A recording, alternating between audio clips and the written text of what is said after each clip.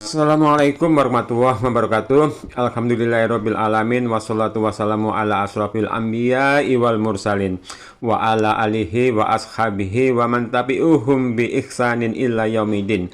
Amma ba'du.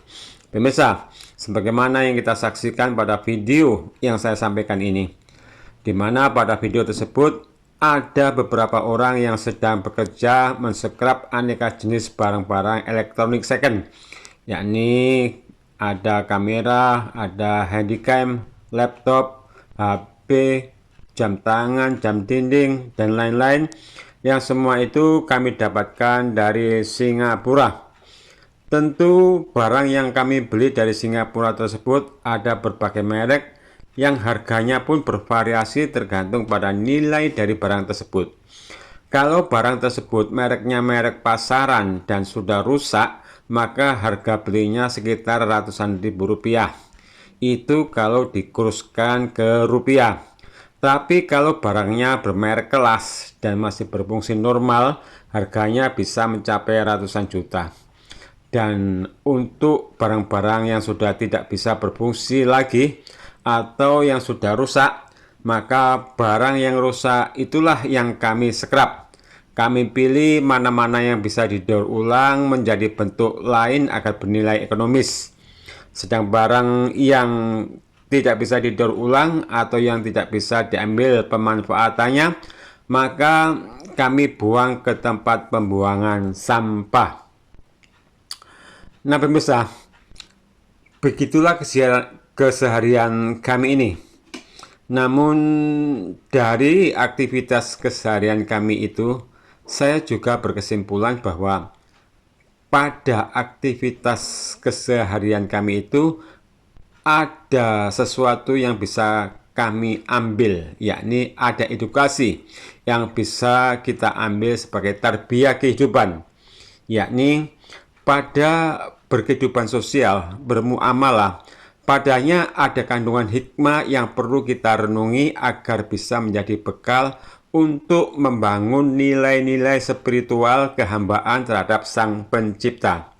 Di mana pada contoh nyata pada video kami ini, dari situ bisa kita ambil hikmah bahwa sebenarnya begitu jugalah yang terjadi pada keberadaan diri manusia yang selaku hamba atau selaku makhluk yang diciptakan oleh Sang Pencipta.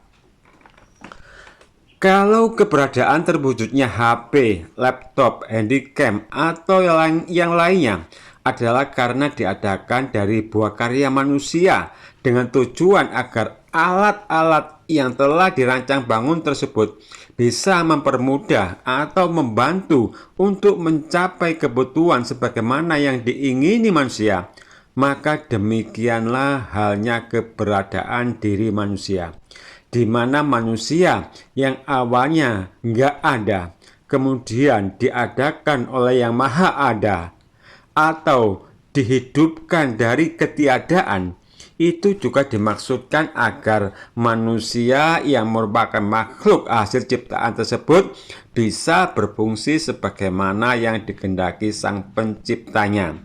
Hanya saja, kalau tujuan manusia dalam penciptaan segala macam peralatan tersebut guna diambil pemanfaatannya bagi kepentingan manusia atau bagi kepentingan manusia selaku yang menciptakan tersebut sesuai fungsi dari peralatan yang diciptakannya tersebut, sedangkan tujuan Allah Azza wa Jalla dalam ciptaannya atas diri manusia, yakni agar manusia menyembah kepadanya saja, yang itu justru demi kepentingan manusia itu sendiri selaku makhluk yang diciptakan. Berarti beda. Bukan untuk kepentingan Allah Azza wa Jalla dalam penciptaan itu, tapi untuk kepentingan manusia itu sendiri selaku zat yang diciptakan.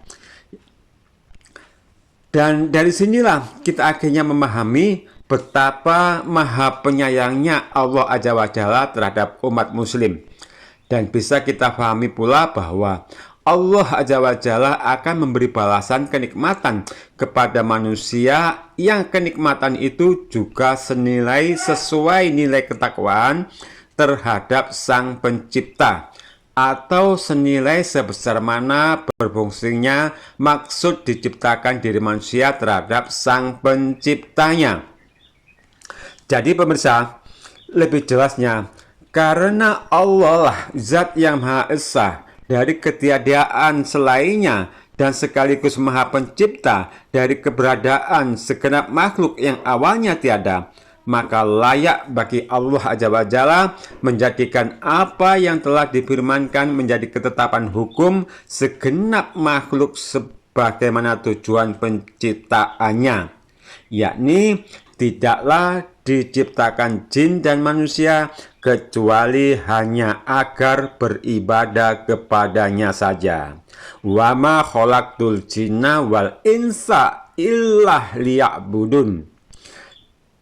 Kemudian juga ditegaskan pada firman-Nya yang lain, Ya ayuhan nasu ubudu rabbakumul ladzi khalaqakum walladzina min qablikum la'allakum tattaqun.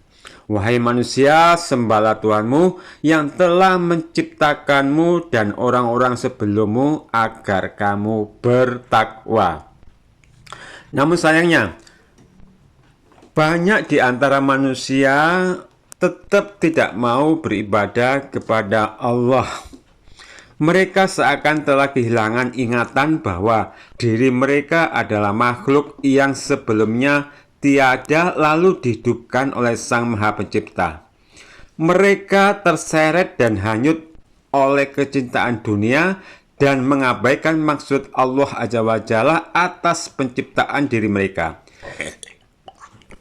hingga menjadikan diri mereka sebagai makhluk hasil ciptaan yang gagal memfungsikan diri sebagai kehambaan, hingga kemudian menjadikan mereka sebagai ciptaan yang reject, menjadi manusia munafik, menjadi manusia fasik, menjadi manusia zalim dan kafir yang mengharuskan untuk dibuang ke tempat pembuangan sampah, yakni neraka.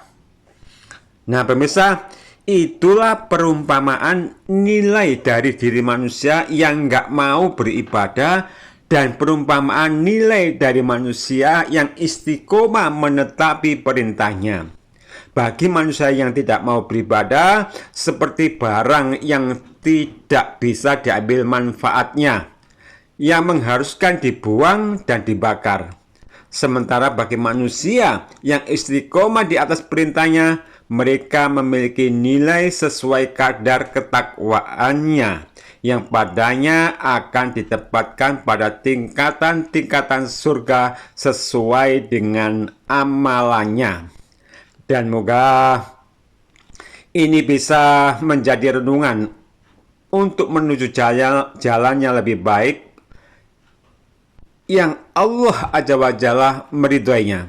Subhanakallahumma wa bihamdika asyhadu alla ilaha illa anta astaghfiruka wa atubu ilaik. Wassalamualaikum warahmatullahi wabarakatuh.